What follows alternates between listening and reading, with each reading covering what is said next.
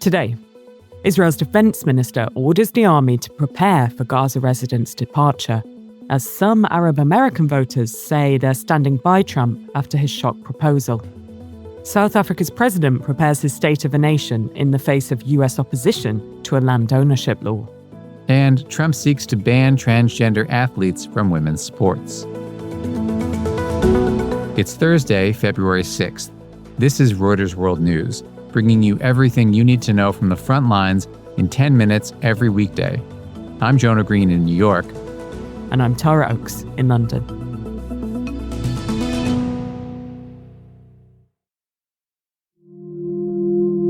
Israel's defense minister, Israel Katz, has ordered the army to prepare a plan to allow for the voluntary departure of residents from the Gaza Strip. Israel's Channel 12 quoting him as saying countries who opposed Israel's military operations in Gaza should take in the Palestinians. US President Donald Trump's proposal to take over Gaza and resettle Palestinians has drawn global condemnation. His plan also got pushback from some Republicans in Congress, including Senator Rand Paul, who tweeted, "I thought we voted for America first."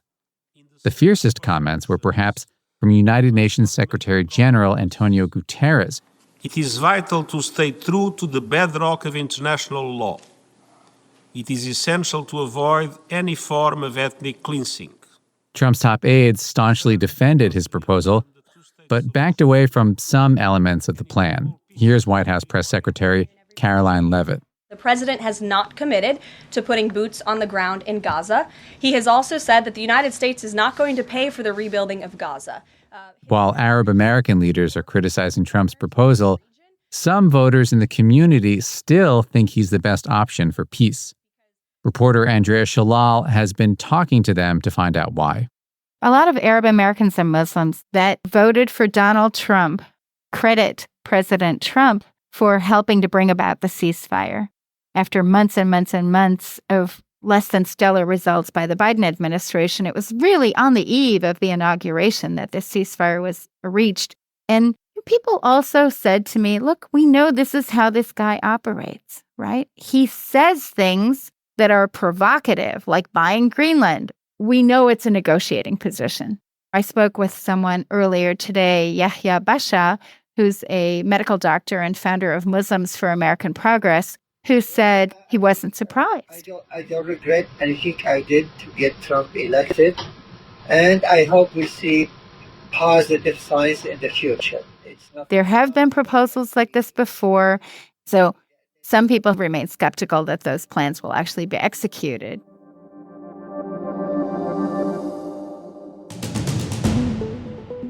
A second federal judge has issued an order blocking Donald Trump's plan to curtail birthright citizenship, saying no court in the United States has ever endorsed the Republican president's interpretation of the Constitution. The Panama Canal Authority says it has not made any changes to charges or rights to cross the canal.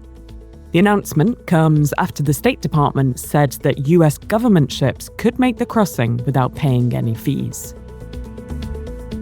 The Trump administration has been toying with a plan for reform at the World Health Organization, including putting an American in charge of it as a condition for the US remaining a member. That's according to two sources familiar with the plan and a document reviewed by Reuters. And Argentina says it will also pull out of the WHO, its President Javier Milei citing deep differences over health management, particularly the COVID-19 pandemic.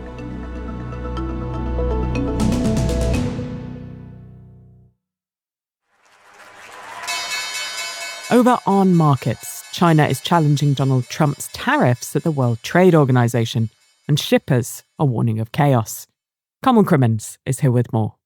So Beijing's move is the first stage of a dispute process, but its ability to get a ruling at the WTO is going to be stymied because the panel that settles trade disputes doesn't really function after the Trump administration blocked appointments to it during his first term. Meanwhile, there's still a lot of confusion over what Trump's cancellation of a duty-free exemption means for low-value packages from China and Hong Kong. The cancellation affects Chinese retailers like Shein and Temu, and shippers are trying to navigate it all. The US Postal Service did say it will now accept parcels from China and Hong Kong, reversing a 12-hour suspension that had added to the confusion. And if you want to hear more about tariffs, trade, and what Trump wants from it all, check out this week's episode of Reuters Econ World. It's out today on Reuters.com, the Reuters app, or wherever you get your podcasts.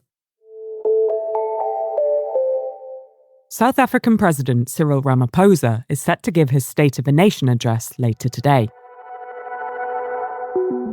His speech coming a few weeks after signing into law a bill aimed at addressing racial disparities in land ownership.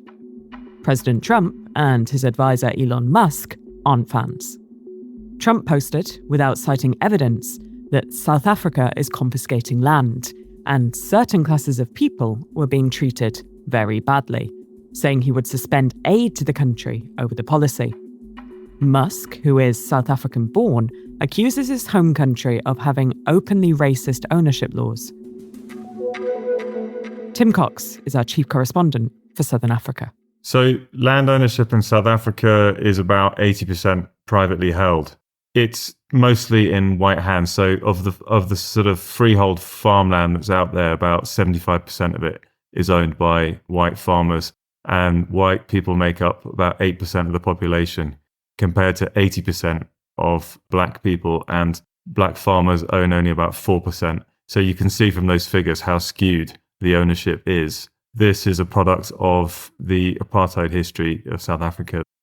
The bill seeks to redress these very stark disparities by giving the government the power to effectively force landowners to give up their land, in some rare cases even without any compensation. So far, what we've had is a willing buyer, willing seller model, whereby the government tries to get hold of land and then redistribute it to black farmers by paying for it, and on a voluntary basis. The trouble is this just has done almost nothing to redress the situation. And so what are Trump and Musk's complaints here? So Trump's claim was that there has already been land seizures going on under this law, but there's not been even a single acre yet because they've only just passed it last month. Musk has been talking up this idea of a genocide against white farmers. This is an idea that tries to connect robberies on remote farms in which a farmer gets killed with the land reform, and saying that actually they're connected. The problem with this is that there's about 20,000 murders in South Africa every year, and only 50 of them are of white farmers. So it doesn't really stack up. It's often not really clear what their complaint is. But certainly the white farmers that they're speaking to, their complaint is that this nil compensation is going to violate property rights and scare off investment. The war on women's sports is over. President Trump has signed an executive order attempting to exclude transgender girls and women from female sports in schools. Schools that don't comply immediately can be cut off from federal funding. Supporters of the new order say it will restore fairness in sports, but critics and activists say it infringes on the rights of a tiny minority of athletes. For a lot of trans youth out there, it just means, once again, their country's declaring war on them. Kristen Worley is a transgender former professional cyclist. This is Trump's fourth executive order since taking office that restricts transgender rights. Reporter Dan Trotta has been looking at why this measure may go over differently than some of the others.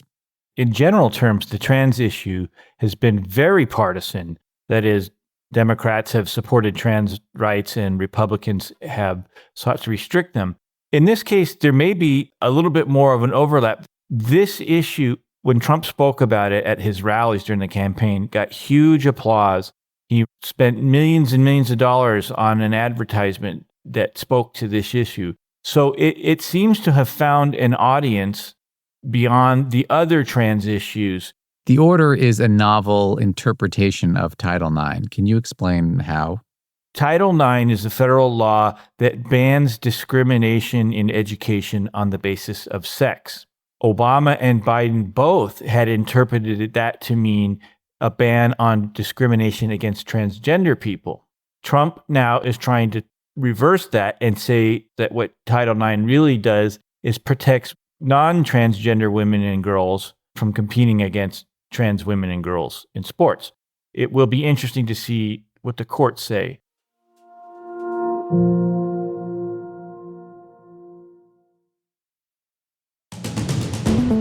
And for today's recommended read, a Reuters exclusive on how Ukraine has seen a marked improvement in the accuracy of Russia's North Korean missiles.